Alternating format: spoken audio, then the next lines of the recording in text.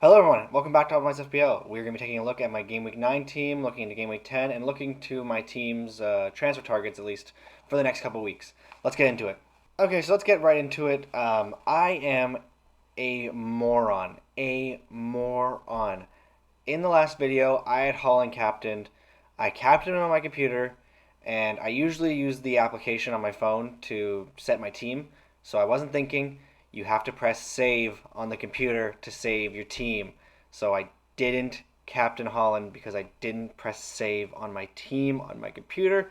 And I thought that it was saved already, so I didn't even check it the night before. I went out with some friends as well, so that definitely didn't help making sure that my team was all good.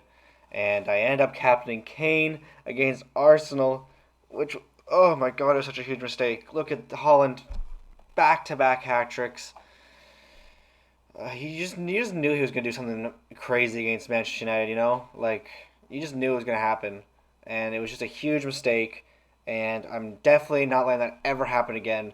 I'm triple checking my team before I ever go to bed. This is another problem with living in Canada when you're trying to do FPL. That if you want to set your team lineup, you gotta get up at like 3 in the morning right before deadline if you want to set it properly. So yeah. Anyways, this is what the team looks like. I got 85 points in the end, so it's very, very decent. I still got a green arrow to about, I think that I got a green arrow to about 2 million. I was like at 3.4 million at one point. It was absolutely, I'm doing absolutely terrible this season. I don't even know why anybody would listen to me, but yeah, down to like 2.2 million, I think, somewhere around there. Bowen and Madison really saved my game week. Same with Trippier. Thank God he got hooked off before that goal went in. Martinelli coming on for Kufal, who didn't even end up playing, which is very concerning for us because he's definitely something we need for the near future. And we have Mitrovic, who got injured. That is something that we're going to talk about as well because I don't know what we're going to do with him. It's definitely concerning to see what happened with him. Okay, so I'm gonna quickly take us through how the team was looking and like what's going on with it with some projected points to look at. So our projected total this season, actually, we're doing a little bit better than what our projected is. We were projected to get around 450 points using all of the different projected point systems. We're actually at 480, so we're actually doing a little better than what we should be according to the system. Yeah, our captaincies have gone decently well. As you can see, for game week 8, we actually did just about over our projected points, or just about under, sorry, my apologies. We were supposed to get about 56 points, we got 55.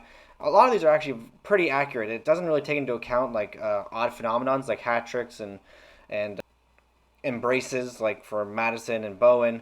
Those don't happen very often, so they don't really take those into account. But on average, we've gotten pretty close to our score. I think around game week 5, we actually had exactly what our predicted score was supposed to be.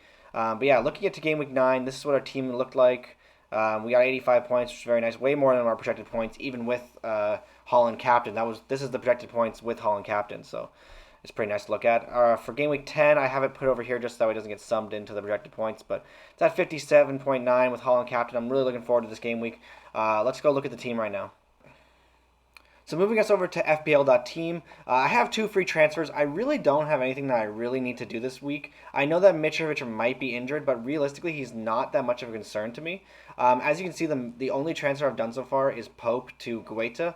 I'm still considering potentially putting in Kepa. I know it sounds a little bit crazy, but considering that we have the wild card coming into play, or not the wild card, but the World Cup coming into play, which basically serves as the third wild or second wild card. I think that potentially punting on Kepa could work out. You get double Chelsea defense. He's only 4.4 million, and I have Ward on the bench as like insurance. So like if Kepa doesn't end up keeping his place, I'm completely wrong, and it goes completely awry. It's not like I don't have a goalie. I still have Ward, and like obviously he's not the one I'd love to play, and having a 4.4 million goalkeeper on the bench seems a bit redundant, but it's something that I'm definitely considering. Anyways, but we got Guaita in net right now because he seems like the most nailed and with some really great fixtures. I know it doesn't really make sense to go from Pope to Guaita, but I have a free transfer. I don't know what to do with it, and that's what the plan is right now at least. If we look to the near future, yeah, like if Mitrovic doesn't start, sorry, let's talk about that. If Mitrovic doesn't start, I'm just gonna put him on the bench for Martinelli. Liverpool is definitely a hard game, but Arsenal have been in really great form. I could see Martinelli starting, potentially getting an assist, something like that. Liverpool's defense hasn't been that amazing, so I can definitely see him doing well. Moving into game week 11, the only transfer I'm making potentially is Kufal to Guay. I don't know what's going on with Kufal. It seems like he's just getting worse and worse ever since like the end of last season. I don't know what's going on with him. He doesn't seem like he's the player that I thought he was. I do want Crystal Palace players, and see, this is the thing though. I don't know if I want to double up on Crystal Palace defense. I like the idea more of doubling up on Chelsea's defense, but there's nothing really in that price range that I could do for Guaita or Gay. Sorry. I guess you could potentially go for like Justin, but I don't know if I want to double up on Leicester defense. They've been even worse than Crystal Palace. So right now, this is the plan. Guaita could potentially move, so keep that in mind. But really, the main reason I want to talk about this plan is because when we get to game week 12, there's a lot of transfers that are happening here. I'm doing two of them. I think I'm going to take Kane out because they're playing Manchester United. And although that's not necessarily a hard fixture, I think that Everton at home for Wilson is a much better fixture. And then I'm taking Bowen out because they're playing Liverpool.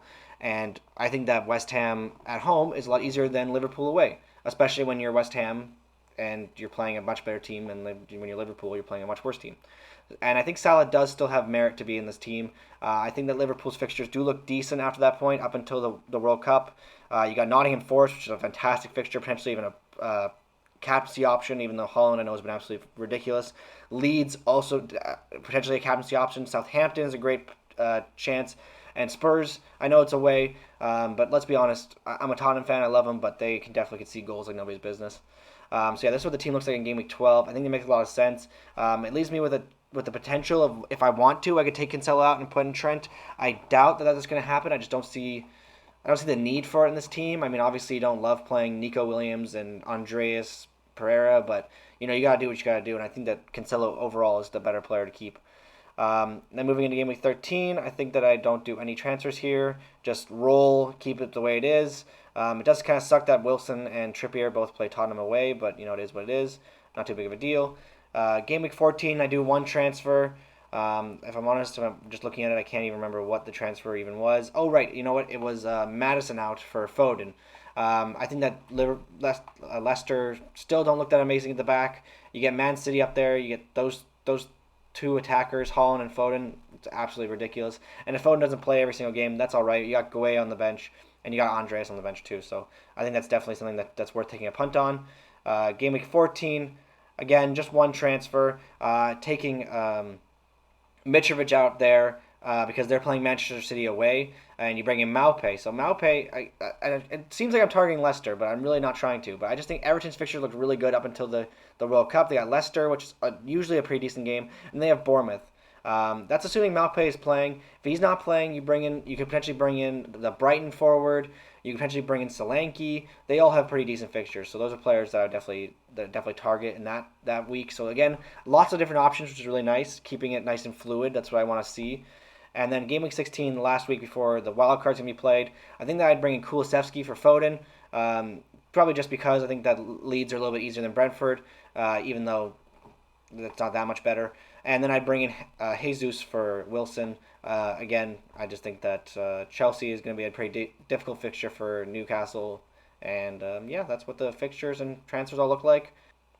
Sorry if that was a bit rambly. I know I kind of got into a bit of a flow there, just kind of talking about what my transfer plans are and all that stuff. But I do think that this team looks really, really good, and all the plans that I have for this team look really, really good. And I think the thing that makes the most sense this game week is to take out Pope and bring in a cheaper goalkeeper, whether that be Guaita, whether that be Arrizabalaga, or whether that even be Iverson potentially. I mean that sounds also pretty crazy, but you get even more money out of your goalkeepers, and you just play Ward. I know that it might be a bit of an exaggerate or a bit of a over hype on Leicester now that they finally kept one clean sheet, but they did look better in that game, and I think that they could potentially keep more clean sheets in this run of fixtures because it is quite nice. But I think that the main player I'm looking at is actually going to be Arrizabalaga. I think he's just the best player in that position if he's starting for that price. 4.4 million for a Chelsea goalkeeper just seems too good to be true. Anyways, thanks everyone for watching. Please feel free to like and subscribe, and please leave any comments that you have about my team, any transfer plans that I'm making that you think are crazy or good, any transfer plans that you want to make and you want any advice on, please let me know in the comments. I'll be happy to answer anything. Yeah, we'll talk soon. Good luck, everybody, and cheers. Make sure you save your teams.